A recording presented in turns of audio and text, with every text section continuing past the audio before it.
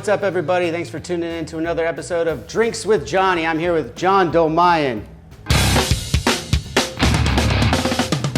That's right. Drummer extraordinaire. And we're gonna be drinking some scotch here today, so let's get to it. Let's do it.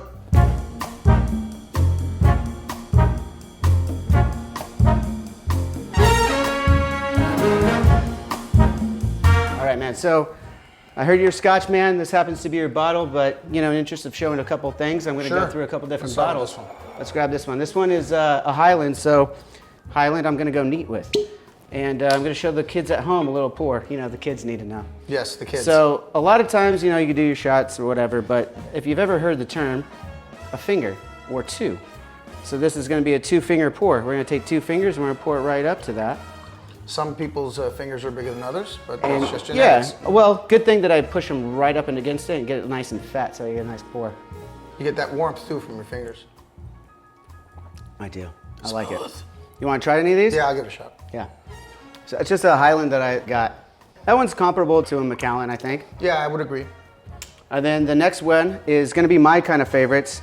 It's Ardbeg, it's from the region of Islay.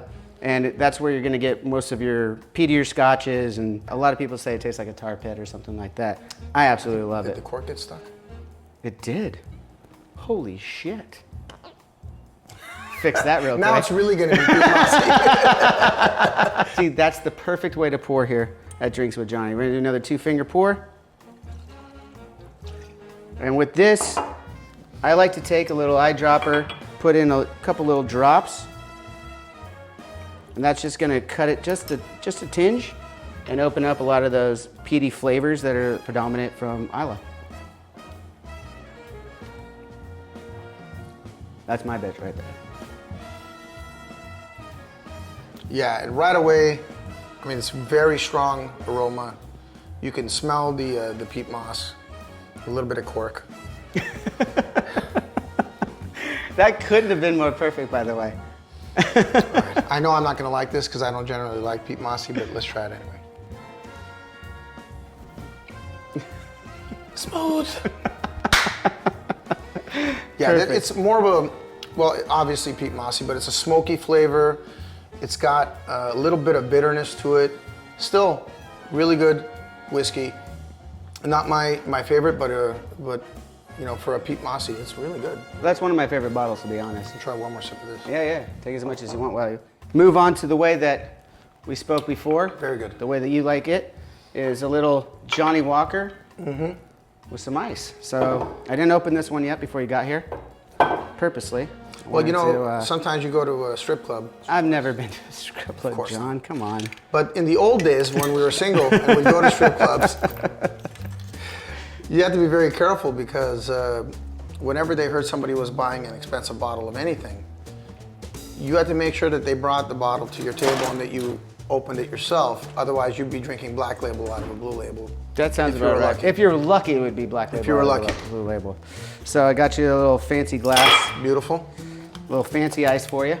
I'm not gonna bother with the fingers on this one. Yeah, traditionally we don't use this much ice. No. But what's great about ice like that, first of all, it doesn't melt right away. Yeah. So it's not gonna water down your drink. You wanna sip first? Yeah, sure, yeah. It's good stuff, right? That's fucking excellent. Yeah, Johnny Blue has been a favorite of mine for many years. Cheers, brother. Cheers. Cheers to all of you who are, of course, 21 and over. Yeah, drink responsibly, everybody. 21 and over. Let's take a move. Sure. And I don't object to your taking a drink once in a while, but I just don't want to ever hear of your being drunk. All right, John, I got you on the couch. You ready for this? Yeah, I'm ready, but what the fuck is this? I'm glad you asked, John. It's Johnny Jenga. We're putting money on this for sure. Yeah, absolutely. Okay. So, the game of Johnny Jenga is a normal game of Jenga. If you pull a block that has something written on it, you gotta read it out loud, do the action. You might have a penalty of drinking some more, taking another block, something along those lines. Let's go. Let's do it. Ooh, these are tighter than I expected. Yeah, that's what she said. We got a clean block. We got a clean block. All so, I know you're born in Lebanon. Yes. Beirut. When did you move into the States? Actually, it's a little more convoluted than that. Okay. First, there was the Civil War in Lebanon. in the early 70s. Okay. So pretty much everywhere was a battleground every day. And then we took asylum. Some of my family got asylum in the United States, some got it in Europe. We got it in Canada. Okay. So we went to Canada, lived there for about 4 years, and then moved to Southern California. Okay, and when did you get into Southern California then? Must have been like 1980. 1980? And you 80 came or as 81. as a family, obviously. Oh yeah, Yeah. Well, I Okay. was like 7 or 8 years old. 7 or 8 years old, okay. At that age, were you already in love with music when you were coming over to the States? Did you have any influences before? You said you were about 7 or 8 years old. Yeah. So my dad was a musician, and coincidentally, he started on drums. At the age of 2, my dad would put on like 8 tracks, and I would just drum along to it. And then whenever he'd have a performance, I'd be on stage, on the side of the stage, doing the same thing, just mimicking the movement of drumming. You know? At 2 years old, so it was just like 2 years old. It was just in your blood. Yeah, it I'm was clean inherent. again. I'm clean. You're clean. Yeah? Well, I mean in this game. We'll drink anyway. Cheers. Cheers, man. Oh, when I was young, I used to think that water was only fit to drink. But now I've learned it'll help chase dirt, keep you healthy, clean and pert. Spick and span is now my song. Spick and span, be healthier. When I finally convinced my parents to get me a drum set, I was 15. Okay. So they bought me this drum set, and I just would practice 6-7 hours a day. I would leave school early to practice. I think that's kind of like, that's a similar story I feel like with a lot of musicians that have become successful. Well, if you're going to be successful in anything, you have to put everything into it. The only problem is for us, any kind of art form, not just being a musician, but I mean, there's no guarantee of any kind of success. There's no guarantee of any kind of living. You can't really depend on having a family or anything else. So you put all this effort into it. You put all your passion into it. You put in the man hours to learn the craft, and then you can end up making no money off it. Yeah, we got to. I mean, for me, it was always go for broke. Lemmy said it best. Somebody's got to make it. It's true. Right? Yeah. Somebody's got to make it. Somebody's got to be the next NFL player. Somebody's got to be the next musician. Somebody's got to be the next actor. Whatever the art is, the sculptor, whatever it is. If you put everything into it, and if you fail, first of all, you may not fail to the level that you think you'll fail at. Right? Yeah. If you've put everything into it, you'll get to some level of success somewhere in your life.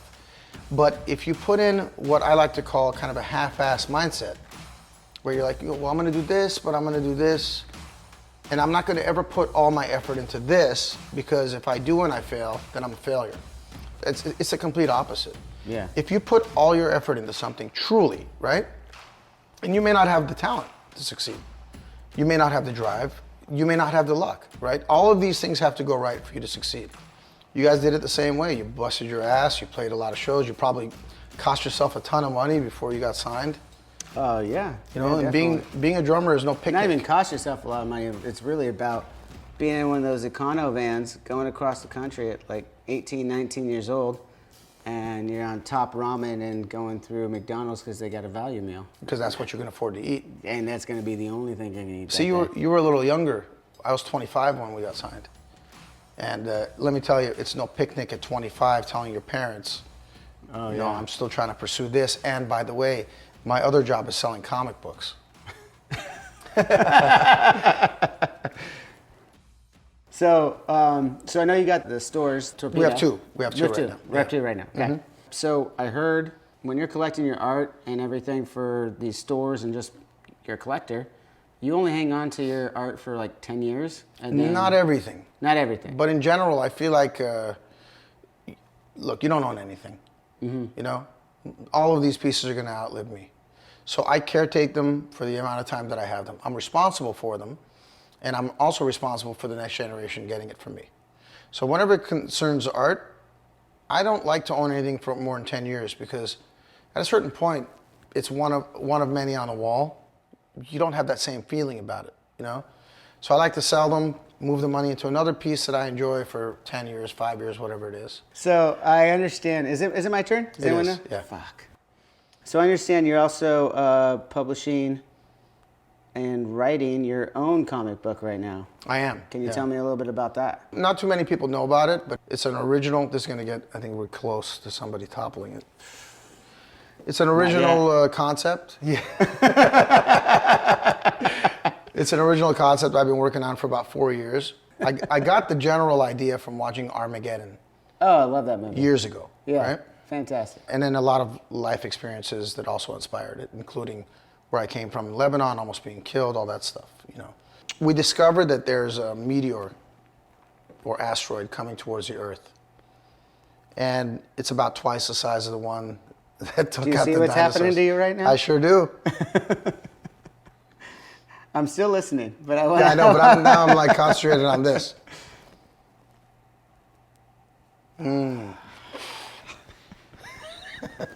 Oops. The guy with the shakiest hands. Bass players are shaky. All right, let me just explain this, then we'll get back to Jenga. So a meteorite's coming. The government tries to suppress the information. But after some months, people are just like, wait a minute, we're all gonna die. We're human beings. Let's live like human beings. So it's the first time in history that there's complete real peace on Earth, no religious persecution. About 2 weeks out, when we know that this imminent destruction of the Earth is gonna take place, for whatever reason, the asteroid explodes and it basically turns into dust. And what's left is this basketball-shaped orb, creates a 20-mile crater, and people are just like, we're gonna live. We're gonna live. So now like there's mass rejoicing. So where'd it come from? What is it? It's even more fearful now, like the people are more fearful now. So what we discover is that for whatever reason, there's properties in this orb that make you younger, final youth. So now it's 150 years later. There's been a cataclysmic event. About 15 billion people have been killed, and there's about 900 million people left planet-wide. There's approximately 30 million people living in this metropolis. The city, Essentia, is what it's called, or Essentia, depending on how you want to pronounce it. The essentials of the story are, what would you do if you were given the opportunity to live there? Who would you fuck over? Yeah, who would you pay? Who would you leave? Do? Yeah, what would you do? Which loved ones would you turn your back on to live forever? There's a lot of depth and storylines that I can't get into right now, only because obviously. You would need, several hours. You would need like 10 more hours of Jenga, which I believe it's your turn. No, it's yours. Fuck. I tried, folks. I was going through some shit, though. What was the whole separation of system? I know you've still done stuff with Darren and Serge. Can you talk a little bit about that, or is that something that you don't really want to get into? I think that, well, first of all, it doesn't bother me to talk about anything, because I'm proud of everything we've done. And even if we never did anything else, I would still be proud of it. We've been enormously successful with each other. I think I'm fucked if you get this. Wow, I don't know what to do next. See, this is the other part, John, you gotta remember. It's not done until you set it on and make sure it still can stand. Yeah, I got that part. But you got it. There should be no reason that comes off. All right. So ego gets in the way a lot. It gets in the way of relationships. It gets in the way of business relationships. And sometimes you lose sight of why you started to do something together. And, in any industry, but more so in music, people get into their own heads sometimes. And things, you gotta let things go in life. I'm not letting this go. No, not this, obviously. But you have to let things go in that you're gonna offend each other, you're gonna have problems. Every relationship has them, So you gotta get past it and get out of your own fucking way ultimately, and System just hasn't been able to do that. We have some things that have gotten in the way of doing what we do best. And ultimately, Darren's written music and released it on his own. Serge has done it, Chavo's done it. I'm doing a cover album, right? And it's a lot of fun. I've worked with really cool people. Speaking of a couple of those really cool people, Yes. one of our mutual friends here, M. Shadows. He's a great guy, man. On one of your songs. Yeah, and I think it's one of the best songs on it. And again, I'm not trying to create something to compete with System. I'm just doing it because I enjoy playing music. I'm not a songwriter, but I can arrange the fuck out of songs. So I arranged these songs in a way that I thought was interesting, and I listened to songs that I thought maybe there was a lack, or what would I do if I'd played this song? What would I do if I was presented this song? So I try to take it like a raw song. You have enough experience with that too. I mean, been in the studio, I'm in the studio sometimes the same way. Not every song I've written with the guys. There's a couple that, you play, and I fucking hate you for creating a catamaran on me right now. It's a fucking disaster, bro.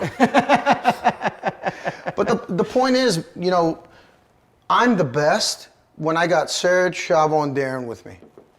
And nothing I do in music will ever compare with that. And I'm aware of it. I'm appreciative of it. I've got, in my opinion, one of the best live bands in the world. You know, with all due respect to everybody else, that's, you know, everybody else is everybody else. We're System of a Down. Absolutely, you know, that's how I look at it. Absolutely agree, man. With you. And I'm going to be honest with you. We played a couple of shows that I was not proud of recently because we didn't put in the practice, and we had like a skeleton crew. They set up the equipment, they set up the lights, all the production. All this stuff has to be set up so that we can go up and do our jobs, which is to entertain you ultimately. And when these guys all have to work when we're not working, you know? So more often than not, Avenged does it the right way. They'll do an album cycle, they'll do 100 shows or whatever it is in that cycle, which means they can employ these people for a year to 2 years. System does it the complete opposite way and half-ass. We employ people for 3 to 4 weeks, which means we get who's available as opposed to who we want to work with long term. So everything he just said is 100% right, but fuck you, John.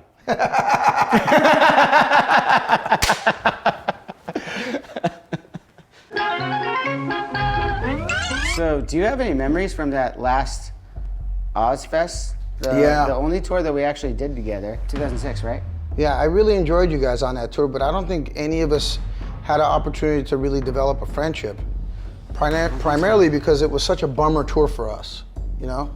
Like we didn't know if that was gonna. The last time. It could have been our last tour ever. We didn't know, right? Like Serge just. Oh wow, got a good one. Serge at that time was. Ah! Fuck.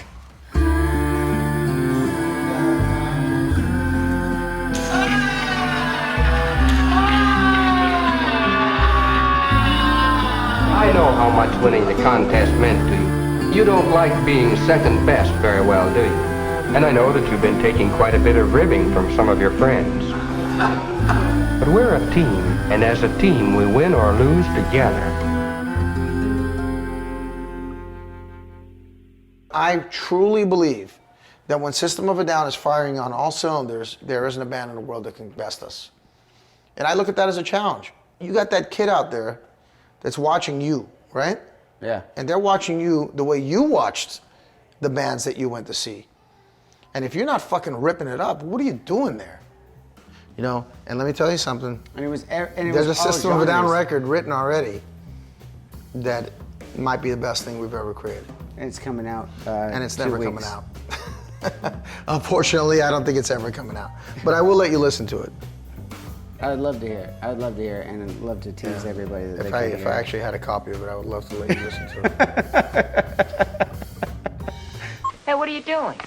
For your information, I was listening to Tchaikovsky's Symphony No. 4 in F minor, Opus 36. It's interesting to know. Now we'll just put Hammerhand Higginstack on. Hey, get out of here, will you? Cut it out. Hey, what are you doing? Hey, what's going on in here? All right, man, thanks for being on the show. That'll just about do it for this episode of Drinks with Johnny, but make sure you go to drinkswithjohnny.com for more of this conversation. Just scroll down to the cast part, you'll find all the podcasts right there, or go to your Apple, Spotify, or Google Play and search Drinks with Johnny. And while you're at it, go ahead and follow my man here, John Dolmayan, on Instagram, Twitter, and Facebook, and make sure to go check out Torpedo Comics. And as always, till next time, cheers.